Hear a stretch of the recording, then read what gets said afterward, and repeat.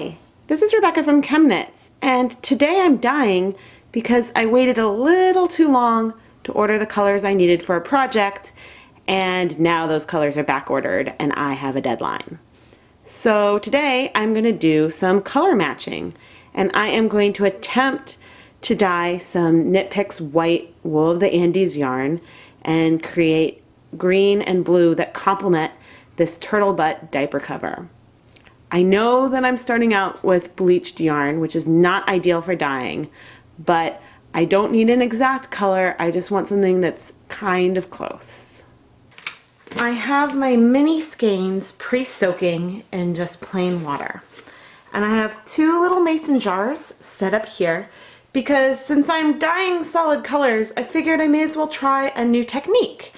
And I'm going to dye using these canning jars inside a pot.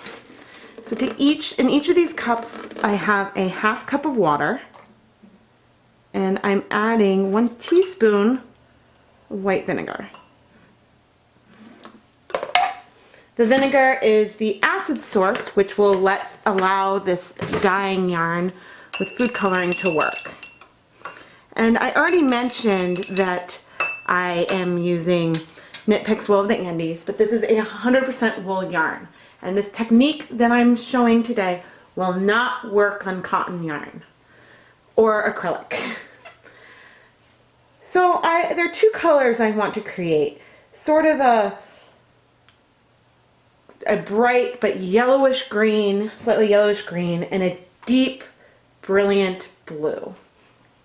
So I'm going to use a mixture, try using a mixture of McCormick's, both regular line and the neon line, to achieve these colors. And I might not get something that is super close. I could be far away, but we'll try and see what we get. All right, let's try for the blue first. Let's try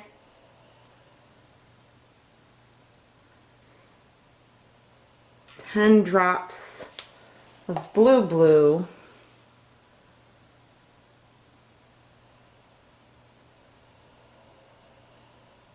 and 10 drops of neon blue.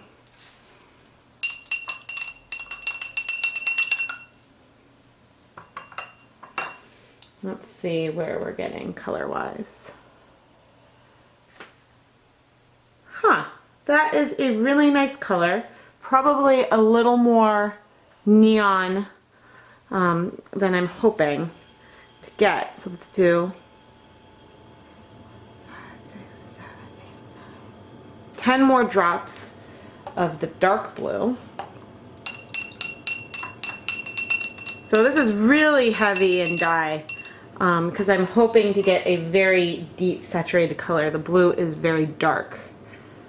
So you see that adding more of the dark blue has made the tone deeper already. Okay, so I'm going to add just, because I'm going for it, 10 more drops.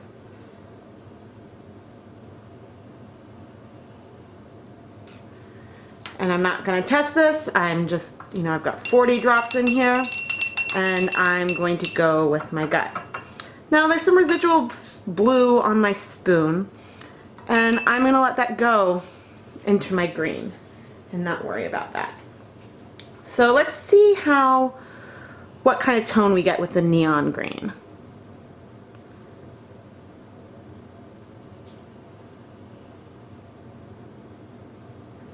Because this actually could be pretty close to what I'm going to want, as long as I make sure the color is saturated. I'm starting with 2 attempts. Yeah, actually that's pretty good. I might add a little blue, but it's a little yellowish, but let's add 20 more drops.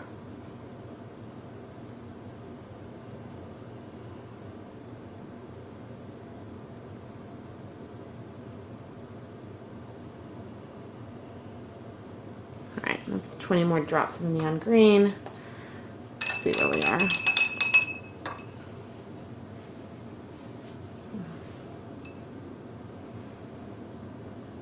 I think that the yellow moves more because it did look greener until I moved it, but let's do Let's try three drops of neon blue. Let's see where that brings us. Oh, that might have been a little too far. Okay, let's try some yellow. 1, 2, 3, 4. See, this is where I do the strips of paper and we'll just go back and forth until we arrive at something that we want. Yeah, man, that blue. Well, okay, can you see those strips? No, these are behind. So see, this is where we are, and I mean, clearly that looks green, but with those first dips, they came out looking really yellow. Actually, now that it changed, that's looking a bit better. Let's just go for it and see what we've got. Now, I'm also going to have to hope that I have enough yarn for the eventual project of these. But I wrung out a lot of the excess dye from the mini skein, and I am going to add these to these mason jars and kind of press it in. So I think that I am on track to achieve pretty deep colors. The green may end up being darker than I want, but we will see what we get, and I have more mini skeins ready to go if I need to make another attempt at these colors. But for now, we're going to cross our fingers a bit.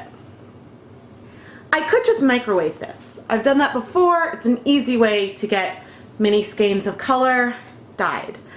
But I want to try something else, because using mason jars in a pot on the stove would allow you to do some multicolored yarns in a more controlled way. But since I've never tested that out before, I figured why not try it with some solid colors. I have my 2 mason jars in a pot, and I'm going to pour plain water.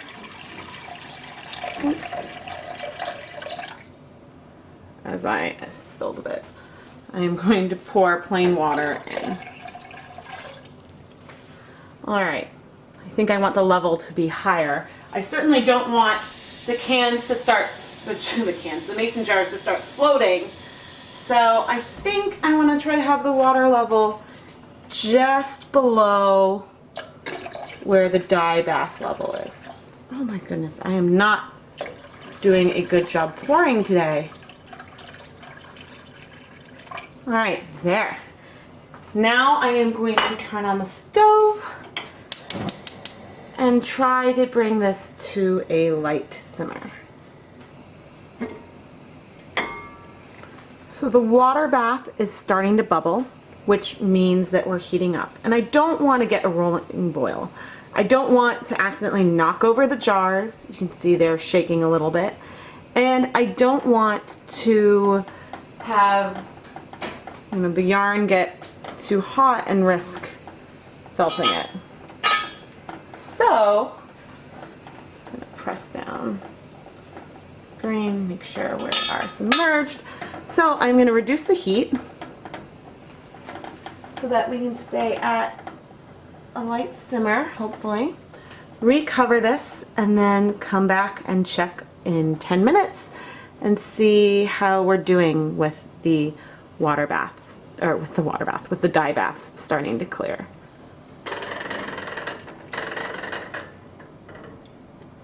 Alright, 10 minutes in. Oh, there goes the dog. 10 minutes in, and hey look, the water is starting to clear.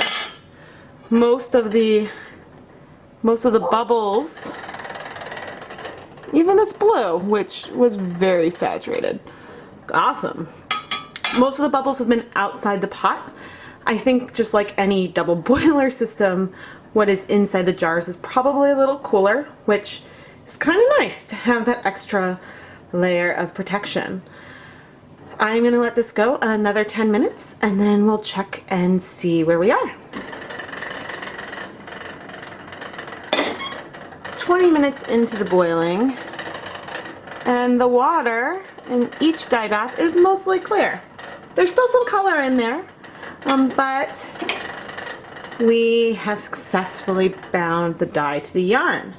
And first glance, I think that I did hit a deep brilliant blue, but we won't really know until we've dried it. And the green might be a little dark. I'll have to see how goes for matching and whether or not I need to adjust based on the color of the party hats. But cool, this worked pretty well. So I turned off the heat and I'm gonna let this cool before we wash the yarn. The water has turned, I think, almost completely clear.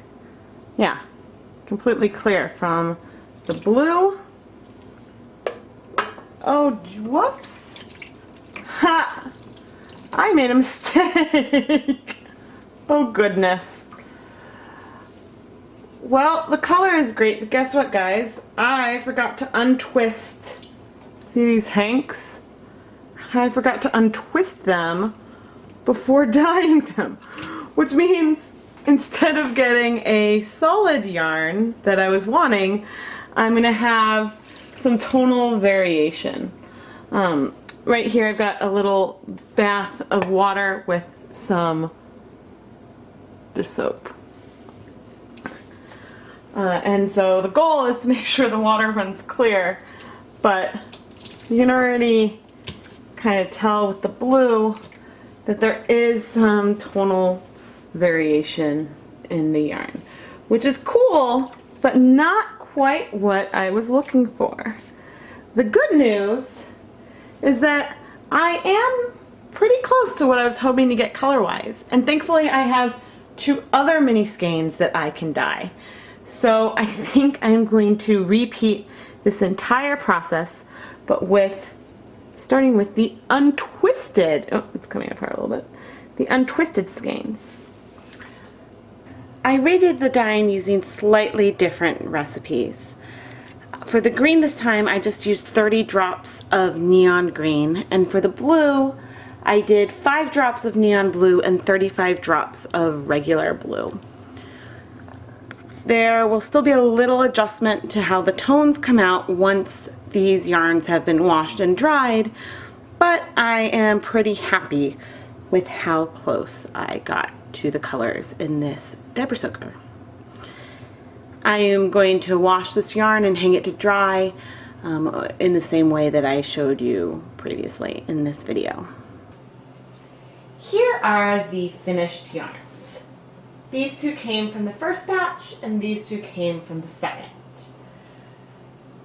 I did achieve a more even color once I didn't put twisted yarn in the pot, but the blue still ended up having a lot of tonal variation. And this is likely due to the fact that I had a ton of dye in the blue to try to get a really deep saturated color. And it was really ultimately a very small volume of water. And so in the advice that I tend to give, if you really want an all-over color, use a lot of water, because the more that the fibers can kind of be in the dye bath and the more space they have, the more the dye can evenly reach all of the yarn. And so I'm not sure if bits were sticking out or stuck against the glass, and so they didn't have as much free access to the dye as the rest. But either way, it's still a stunning yarn, and I'm very excited to explore this canning jar technique to try to dip dye and still get variation in the different colors, and I think that there are tons of possibilities with this technique. As far as the matching goes, did I match the colors exactly? No. Am I in the realm of the right color tones and family that with these up by Rowdy's head and the turtle butt on, his bum, you can get away and have it be a coordinated outfit? Sure, it definitely could be a coordinated outfit. And I've included these hats that I saved from Lucky's first birthday to kind of show what the goal of this project is. I might do something else for the pom-pom. We'll see how much yarn I end up with. But I am planning to crochet a figurine, probably a dinosaur, to give him a customized birthday hat. since I am reusing the soaker, it's nice that he will have something that is just his. And then that hat can join his nursery decor. That's why I still have these hats. They've been living in Lucky's bedroom ever since his first birthday. So thank you so much for sticking with me through this dyeing vlog as I was trying out a new technique. I am Rebecca from ChemKnits. Thank you for watching and happy dyeing!